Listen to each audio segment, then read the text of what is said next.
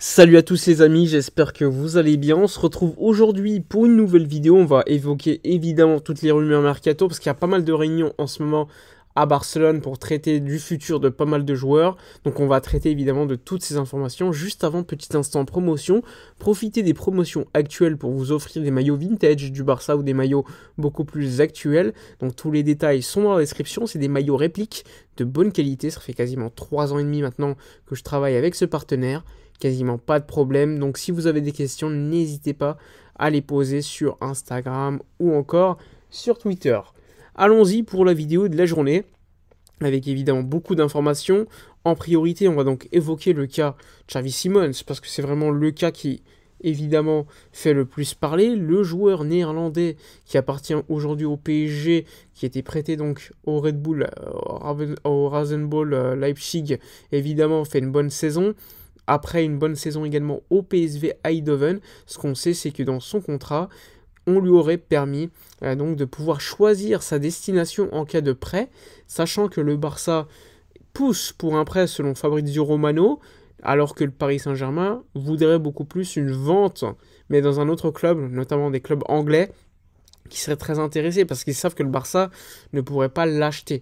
Et donc le Barça pousse et voudrait que le joueur soit très clair et sa volonté soit unanime, c'est-à-dire qu'il choisisse que le Barça. Comme ça, dans les négociations, le Barça pèsera encore plus lourd et pourra donc demander avec efficacité un prêt d'une saison. Alors, évidemment, si tu obtiens Xavi Simons, qui aujourd'hui n'est pas encore une garantie, attention, on va se calmer, eh bien, le deal Bernardo Silva s'éloignerait. En effet, le Barça ne veut pas prendre deux joueurs qui ont un profil certes différent, mais qui ont un rôle de créateur dans l'équipe.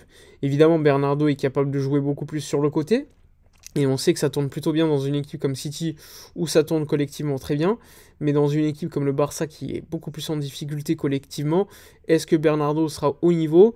Oui, mais est-ce qu'il sera au niveau qu'on l'attend? Je ne sais pas.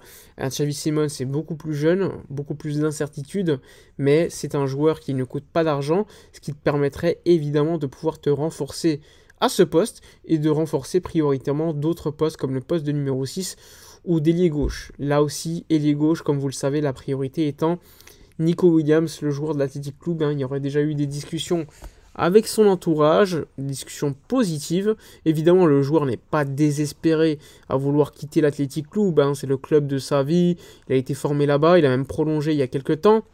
Mais encore une fois, ce n'est pas écarté que le Barça puisse l'attirer, parce qu'il est également attiré par le Barça. On sait qu'il est très proche des joueurs comme Alejandro Balde, Gavi, ou encore Lamine Yamal, qui ont certes pas le même âge, mais qui sont très proches en termes de génération.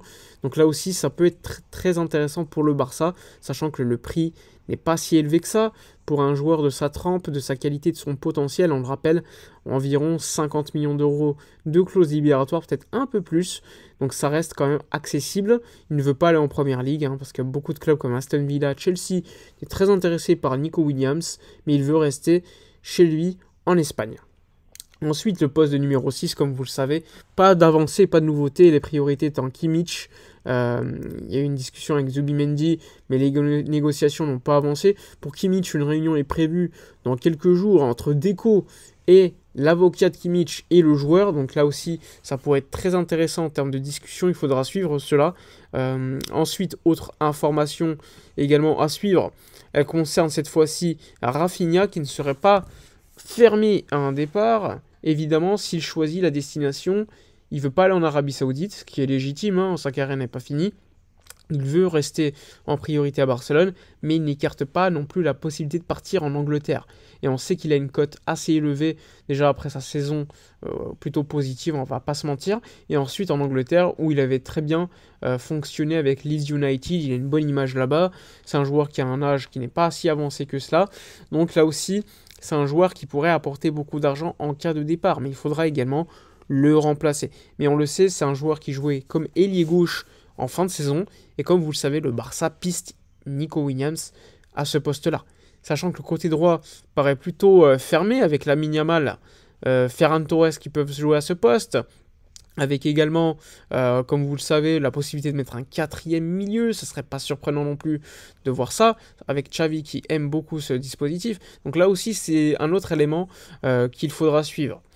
Ensuite, autre info, elle concerne cette fois-ci Frenkie de Jong, qui pour l'instant n'a pas prolongé son contrat, comme vous le savez, son contrat se termine en 2026, c'est-à-dire que le Barça doit soit le prolonger cet été, soit essayer de le vendre, parce que sinon, l'année prochaine, son prix sera diminué assez largement, et le Barça ne sera pas en position de force.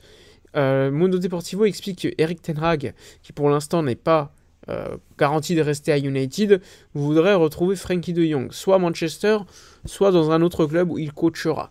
Là aussi, on va voir, mais la priorité de Jong, on le rappelle, c'est de rester à Barcelone, même si pour l'instant, il n'a pas donné de réponse à la prolongation de contrat du Barça, malgré des discussions positives il y a encore quelques mois avec Deco et Ali Dursun, qui est son agent. Donc là aussi, il faudra voir comment ça se déroule en termes de négociation entre toutes les parties, parce que je le rappelle, le Barça a besoin économiquement de baisse de salaire, ou de départ et d'avoir de l'argent. Et pour cela, certains joueurs doivent être, entre guillemets, sacrifiés.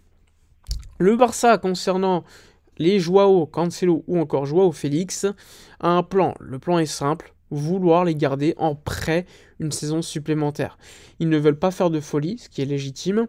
Et donc, je pense qu'il est plus probable de garder Cancelo que Joao Félix, parce que l'Atlético le sait. L'Atlético va se retrouver probablement dans une situation similaire à l'année dernière, c'est-à-dire si Joao Félix dit « je veux jouer qu'à Barcelone, ailleurs je n'irai pas », ils vont devoir le garder, et ils ne veulent pas le garder. Donc là aussi, situation qui pourrait être problématique pour l'Atlético Madrid. C'était un petit peu pareil pour nous, avec Antoine Griezmann qui voulait que jouer à l'Atlético de Madrid, et donc on n'a été pas fort dans les négociations. Là aussi, ça risque d'être la même chose. Pour Cancelo, City ne veut plus en entendre parler, donc je ne serais pas surpris qu'un prêt soit conclu entre les parties.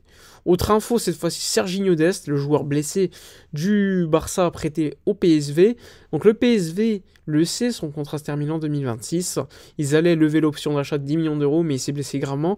Ce qu'on sait, c'est qu'un journaliste très fiable du PSV explique que le PSV va préparer une offre pour Dest, qui sera inférieure évidemment à l'option d'achat qui était de 10 millions. Déjà, alors, vu la saison qu'il faisait, il méritait de partir pour bien plus que les 10 millions d'euros. Il profite donc de la blessure du joueur et il prépare une offre inférieure, ce qui est quand même assez dingue. Donc à voir comment ça va se dérouler également pour Serginho Dest lors des prochaines semaines. Voilà pour toutes les informations les plus importantes. N'hésitez pas comme d'habitude à donner votre avis dans les commentaires. Likez, commentez, partagez. Moi je vous dis à la prochaine et d'ici là comme d'habitude, portez-vous bien.